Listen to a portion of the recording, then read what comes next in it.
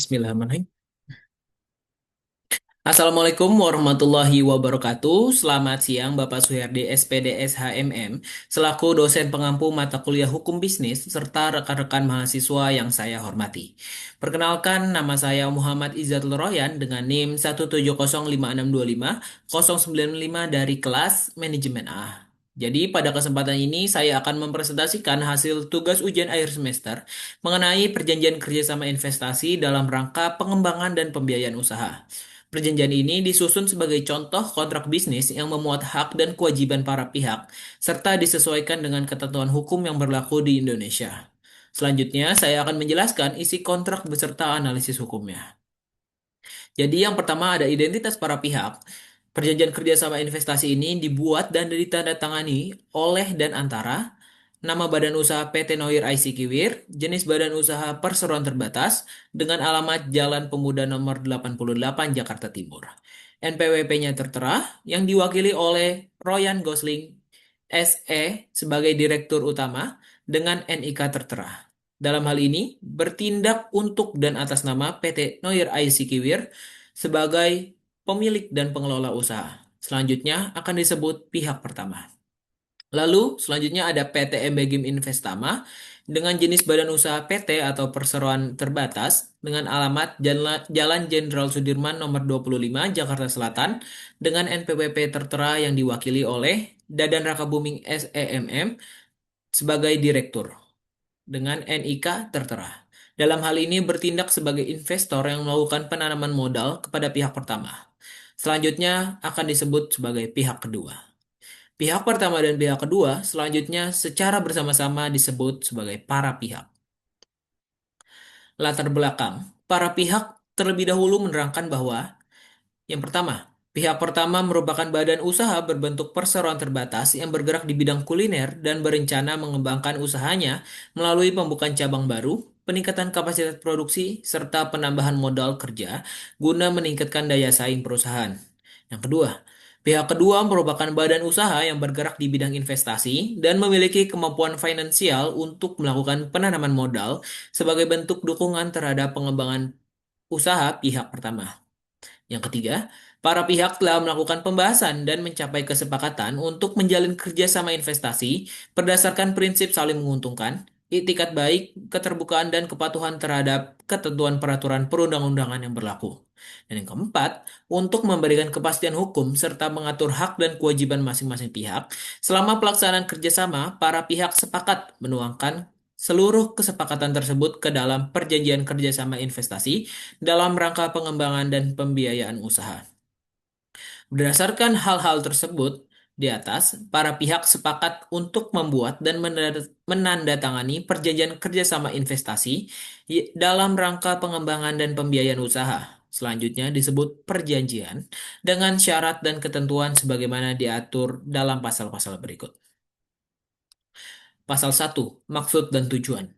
Ayat 1, perjanjian ini dibuat sebagai dasar hukum bagi para pihak dalam melaksanakan kerjasama investasi yang bertujuan mendukung pengembangan dan pembiayaan usaha pihak pertama.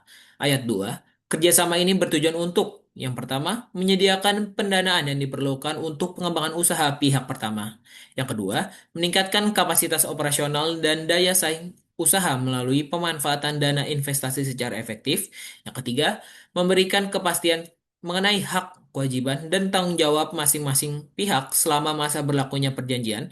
Dan yang keempat, menciptakan hubungan kerjasama yang didasarkan pada prinsip saling menguntungkan, transparansi, profesionalisme, dan itikat baik.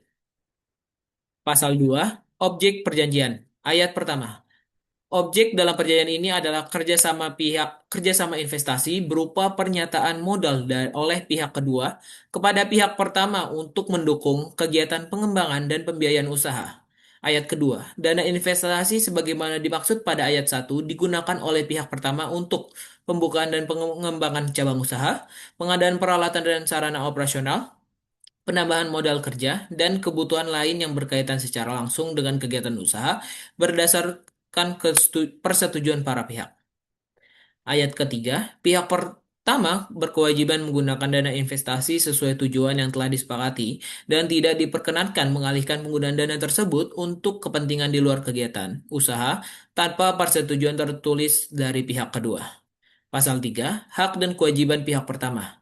Hak pihak pertama, menerima dana investasi dari pihak kedua sesuai nilai dan jadwal yang disepakati. Mengelola dana investasi untuk kepentingan pengembangan usaha sesuai dengan ketentuan dalam perjanjian ini, memperoleh dukungan dan kerjasama dari pihak kedua sesuai ruang lingkup investasi. Kewajiban pihak pertama, menggunakan dana investasi secara bertanggung jawab sesuai tujuan perjanjian, menyampaikan laporan perkembangan usaha dan penggunaan dana investasi kepada pihak kedua secara berkala, menjaga kelangsungan kegiatan usaha selama masa berlakunya perjanjian, memenuhi kewajiban pembagian keuntungan kepada pihak kedua sesuai kesepakatan para pihak. Pasal keempat, hak dan kewajiban pihak kedua. Hak pihak kedua memperoleh laporan mengenai perkembangan usaha dan penggunaan dana investasi, menerima pembagian keuntungan sesuai ketentuan dalam perjanjian, melakukan evaluasi terhadap pelaksanaan kerjasama dengan tetap menghormati kewenangan pengelolaan usaha oleh pihak pertama. Kewajiban pihak kedua menyerahkan dana investasi sesuai jumlah dan waktu yang telah disepakati, tidak melakukan tindakan yang dapat menghambat kegiatan operasional pihak pertama, menjaga kerahasiaan informasi usaha yang diperoleh selama berlangsungnya kerjasama. Pasal 5, nilai investasi dan tata cara pembayaran. Pihak kedua sepakat untuk memberikan investasi kepada pihak pertama sebesar 500 juta rupiah guna mendukung pengembangan dan pembiayaan usaha sebagaimana dimaksud dalam pasal 2. Ayat 2, penyaluran dana investasi dilakukan melalui transfer ke rekening resmi milik pihak pertama dengan tujuan rincian sebagai berikut. Banknya Bank Mandiri, nomor rekening 12345678890 atas nama PT Noir IC Kiwir. Dan ayat ketiga, dana investasi dibayarkan paling lambat 7 hari sejak tanggal penandaan tanganan perjanjian ini, kecuali para pihak menyepakati jadwal pembayaran lain secara tertulis. Ayat 4, pihak pertama wajib memberikan tanda terima atau bukti penerimaan dana kepada pihak kedua paling lambat 2 hari kerja setelah dana diterima. Ayat kelima, seluruh biaya administrasi yang timbul akibat proses transfer dana menjadi tanggung jawab masing-masing pihak sesuai ketentuan lembaga perbankan yang digunakan. Pasal 6, jangka waktu perjanjian. Ayat 1, perjanjian ini berlaku selama 5 tahun, terhitung sejak tanggal ditandatanganinya perjanjian oleh para pihak. Ayat 2, sebelum jangka waktu sebagaimana dimaksud pada ayat 1 berakhir, para pihak dapat memperpanjang masa kerja sama berdasarkan kesepakatan tertulis. Ayat 3, perjanjian dapat diakhiri sebelum jangka waktunya berakhir apabila para pihak sepakat secara tertulis untuk mengakhiri kerjasama, salah satu pihak melakukan prestasi dan tidak memperbaikinya sesuai ketentuan dalam perjanjian ini, atau terdapat keadaan lain yang berdasarkan peraturan perundang-undangan menyebabkan perjanjian tidak dapat dilanjutkan. Pasal 7, keadaan memaksa atau force majeure. Ayat 1, force majeure adalah setiap kegiatan, setiap keadaan di luar kemampuan dan kendali para pihak yang secara langsung menghambat pelaksanaan perjanjian ini, seperti bencana alam, kebakaran, perang, kerusuhan, wabah penyakit, atau kebijakan pemerintah yang berdampak pada pelaksanaan kerjasama. Ayat 2, pihak yang mengalami force majeure wajib memberitahukan secara tertulis pada pihak lainnya paling lambat 7 hari hari kerja sejak terjadinya keadaan tersebut. Ayat 3, selama keadaan force majeure berlangsung, para pihak dibebaskan sementara dari kewajiban yang tidak dapat dilaksanakan akibat keadaan tersebut. Ayat 4, apabila keadaan force majeure berlangsung lebih dari 90 hari kalender, para pihak akan melakukan musyawarah untuk menentukan kelanjutan atau pengakhiran perjanjian. Pasal 8, prestasi dan sanksi. Ayat 1, salah satu pihak dinyatakan melakukan prestasi apabila tidak melaksanakan kewajiban sebagaimana diatur dalam perjanjian ini, menggunakan atau mengelola dana investasi tidak sesuai dengan tujuan yang telah disepakati, memberikan data atau informasi yang tidak benar sehingga menimbulkan kerugian bagi pihak lainnya, atau melanggar ketentuan lain dalam perjanjian yang mengakibatkan terganggunya pelaksanaan kerjasama. Ayat 2, pihak yang dirugikan berhak memberikan teguran tertulis atau somasi kepada pihak yang melakukan prestasi dengan jangka waktu paling lama 14 hari jam kerja untuk memperbaiki pelanggaran tersebut. Ayat 3, apabila dalam jangka waktu sebagaimana dimaksud pada ayat 2, pihak yang melakukan prestasi tidak memenuhi kewajibannya, maka pihak yang dirugikan berhak meminta pemenuhan kewajiban sesuai isi perjanjian, menuntut ganti rugi atas kerugian yang ditimbulkan, mengakhiri perjanjian secara sepihak sesuai ketentuan yang berlaku, dan atau menempuh upaya hukum sesuai dengan peraturan perundang-undangan yang berlaku. Pasal 9, penyelesaian sengketa. Ayat 1, setiap perselisihan yang timbul akibat pelaksanaan perjanjian ini akan diselesaikan terlebih dahulu melalui musyawarah untuk mencapai mufakat.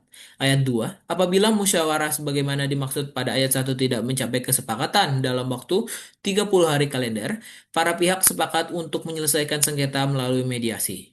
Ayat 3, dalam hal mediasi tidak menghasilkan penyelesaian, para pihak sepakat untuk menyelesaikan sengketa melalui Badan Arbitrase Nasional Indonesia atau BANI sesuai dengan ketentuan yang berlaku. Ayat 4, selama proses penyelesaian sengketa berlangsung, para pihak tetap berkewajiban melaksanakan bagian-bagian perjanjian yang tidak menjadi objek sengketa. Pasal 10, ketentuan penutup. Perjanjian ini merupakan keseluruhan kesepakatan antara pihak mengenai kerjasama investasi dalam rangka pengembangan dan pembiayaan usaha, serta menggantikan segala bentuk pembahasan, negosiasi, maupun kesepakatan sebelumnya yang berkaitan dengan objek perjanjian ini. Ayat 2, setiap perubahan, penambahan, atau pengurangan terhadap isi perjanjian ini hanya dapat dilakukan berdasarkan persetujuan tertulis para pihak dan menjadi bagian yang tidak terpisahkan dari perjanjian ini. Ayat 3, apabila terdapat ketentuan dalam perjanjian ini yang tidak dinyatakan tidak sah, batal, atau tidak dapat dilaksanakan berdasarkan ketentuan hukum yang berlaku, maka ketentuan lainnya tetap sah, berlaku, dan mengikat para pihak. Ayat 4, para pihak sepakat untuk melaksanakan seluruh isi perjanjian ini dengan itikat baik, serta mematuhi seluruh ketentuan peraturan perundang-undangan yang berlaku di negara Republik Indonesia. Ayat 5, perjanjian ini dibuat dalam rangkap dua asli, masing-masing bermaterai cukup, dan mempunyai kekuatan hukum yang sama dengan ketentuan. Satu rangkap dipegang oleh pihak pertama, dan satu rangkap dipegang oleh pihak kedua. Ayat 6, perjanjian ini mulai berlaku sejak tanggal ditandatanganinya oleh para pihak. Penutup naskah kontrak. Dengan demikian, perjanjian kerjasama investasi dalam rangka pengembangan dan pembiayaan usaha ini dibuat dan ditandatangani oleh para pihak dalam keadaan sadar tanpa adanya paksaan, tekanan, maupun pengaruh dari pihak manapun, serta untuk dipatuhi dan dilaksanakan dengan penuh tanggung jawab. Perjanjian ini dibuat di Jakarta pada hari Selasa, tanggal 7 Juli 2026, dalam rangkap dua, masing-masing bermaterai cukup untuk mempunyai kekuatan hukum yang sama. Dibuat di Jakarta pada hari Selasa, tanggal 7 Juli 2026. Ada pihak pertama, PT Nohir IC Kiwir, yang diwakili oleh Ryan Gosling SE sebagai Direktur Utama. Lalu ada pihak kedua, PT MB Gim Investama, yang diwakili oleh Dadan Rakabuming SEMM sebagai Direktur. Lalu ada saksi-saksi, yaitu saksi pertama diwakili oleh Baswedan Widodo, SH. Lalu saksi kedua diwakili oleh Subianto Pranowo, SH. Catatan, perjanjian ini dibuat dalam bahasa Indonesia. Apabila terdapat perbedaan penafsiran, maka yang berlaku adalah ketentuan yang disepakati para pihak secara tertulis. Dari pembahasan tersebut dapat disimpulkan bahwa penyusunan kontrak yang jelas, lengkap, dan sesuai dengan ketentuan hukum merupakan langkah penting untuk memberikan kepastian hukum, melindungi hak dan kewajiban para pihak, serta meminimalkan potensi sengketa dalam pelaksanaan kerjasama investasi. Terima kasih atas perhatian Bapak dan rekan-rekan semua. Apabila terdapat kekurangan dalam penyampaian maupun penyusunan laporan ini, saya mohon maaf dan terbuka menghadapi kritik serta saran yang membangun. Wassalamualaikum warahmatullahi wabarakatuh.